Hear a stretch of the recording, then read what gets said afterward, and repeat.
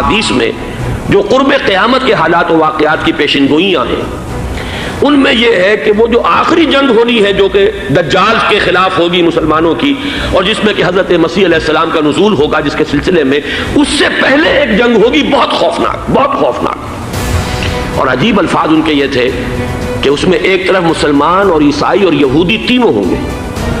یہ بات سمجھ میں نہیں آتی تھی کہ مسلمان اور یہودی ایک جگہ کیسے جمع ہو سکتے ہیں۔ آج وہ نقشہ نظر آ گیا، آج اسرائیل، امریکہ، سعودی عرب اب یہ ایک ہے، بلکہ چلتے آئیے مصر، اسرائیل، سعودی عرب اور جو بھی ان کے حواری ہیں وہ سب ایک صف میں کھڑے ہیں، اور ان کے اوپر سیادت کس کی ہے؟ امریکہ کی۔ وہ نقشہ آ گیا ہے۔ اور اس جنگ کے سلسلے میں مولانا حامد میاں رحمہ اللہ نے مجھے بتایا تھا کہ حدیث میں الفاظ آئے ہیں، اتنے لوگ ہلاک ہوں گے، اتنے لوگ ہلاک ہوں گے، اتنے لوگ ہلاک ہوں گے کہ ایک پرندہ سینکڑوں میل تک اڑتا ہوا چلا جائے گا اور اسے سوائے لاشوں کے اور کچھ نظر نہیں آئے گا۔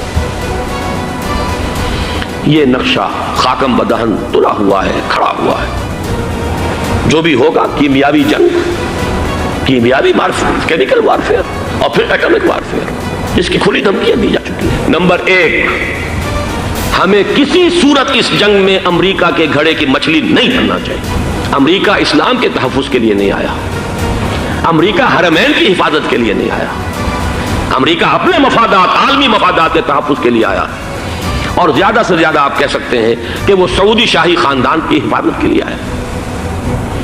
اور بڑا عمدہ مضمون چھپا تھا پچھلے، بلکہ ابھی تک تو وہ تازہ ہی ہے جب تک نیا نہیں آتا، ندا میں، جس کا عنوان تھا اربوں کا چھرا اور اربوں کا گدا۔ سارے پیسے بھی انہیں سے لے رہے ہیں۔ $12 بلین کا ایک چیک لے کر گیا جیمز بیکر۔ اندازہ تو کیجیے دنیا کہاں سے کہاں پہنچ گئی۔ محو حیرت ہو کہ دنیا کیا سے کیا ہو جائے گی۔ 2 ماہ قبل اس کا تصور نہیں ہو سکتا تھا۔ اتنی بڑی قوت امریکہ کی، تباہ کن قوت، اور جمع ہو جائے گی عرب کے اندر۔ لیکن یہ کہ وہ کوس بھی اربوں ہی کی ہوگی، انہی کا چھرا، انہی کا گلا۔ وہ امریکہ کے گھڑے کی مچھلی نہ بنے۔ اس کے تحفظ کے لیے یا شاہی خاندان کی حفاظت کے لیے بہت کچھ انہوں نے عیش کر لیے، کافی عیش کر لیے۔ باقی یہ کہ اب جو کچھ ہونا ہے وہ ہونا ہے۔ حرمین شریفین کو تو خود عرب کے لوگ کہتے ہیں کہ کوئی خطرہ نہیں ہے۔ سارا جھگڑا تو وہ تیل کی دولت کا ہے۔ وہ تیل کی دولت جو ہے وہ شمال مشرقی کونے کے اندر ہے، کہ یہ جو بھی جنگ کا محاذ ہے، جو فوجیں ہیں، یہ حرمین سے تو 1500 کلومیٹر دور ہیں۔